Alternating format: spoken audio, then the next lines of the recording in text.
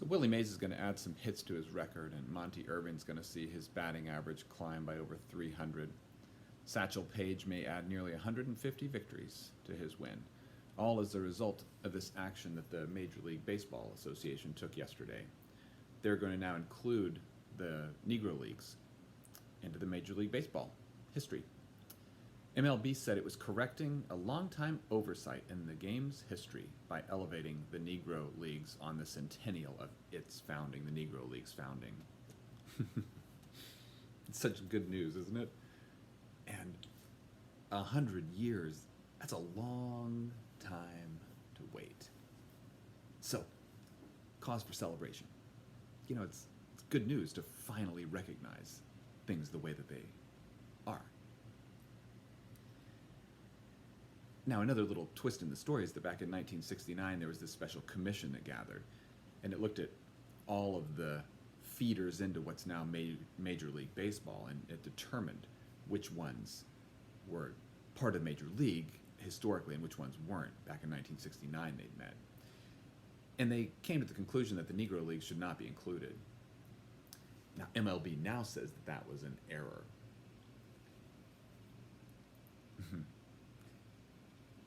But at the same time, they're calling it an oversight that they weren't included previously.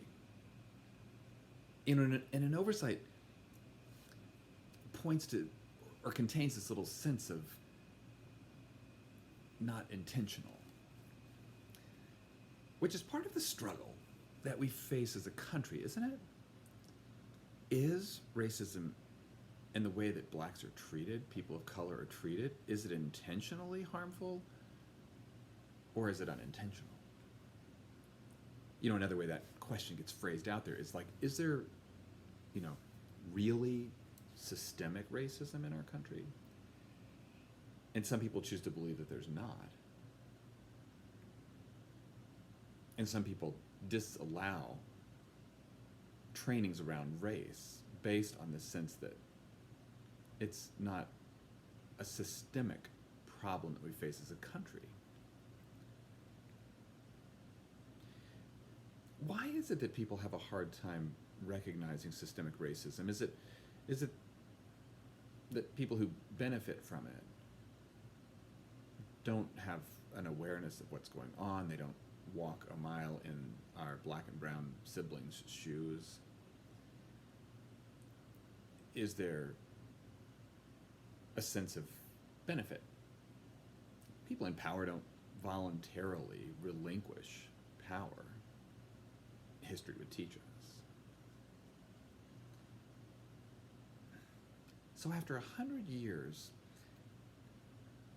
the Negro League's finally recognized, and one of the players, still living players from the Negro League, was interviewed on National Public Radio this morning and said, well, it's such good news, we're glad to finally be recognized and included in there. And he said it would be nice if there was some financial compensation that would come along with that, which is part of what repairing harm does. Not giving money to people like who don't deserve it or something, but implementing consistent practices for all peoples and dealing with some of the harm. Reparations comes from that word, to repair some of the harm that's been done by systemic racism in our country. Redlining, unequal access to education or loans or job opportunities. The list is long if you do a quick search on it. So maybe this season during Advent, which is this period of waiting for the coming of the kingdom of God, the coming of the revelation of a way that we relate, all of us as equals, recognizing one another's full humanity and that spark of the divine planted in each one of us regardless of the color of our skin. Perhaps part of our waiting is self-reflective. How is it that we, see the lack of inclusion of the Negro Leagues as an omission, as opposed to a perpetual, intentional action over time? And how do we, in whatever organizations we're connected to, volunteer or employment, how do we continue to perpetuate it? Can we sit with that question as we wait for the coming of a better world?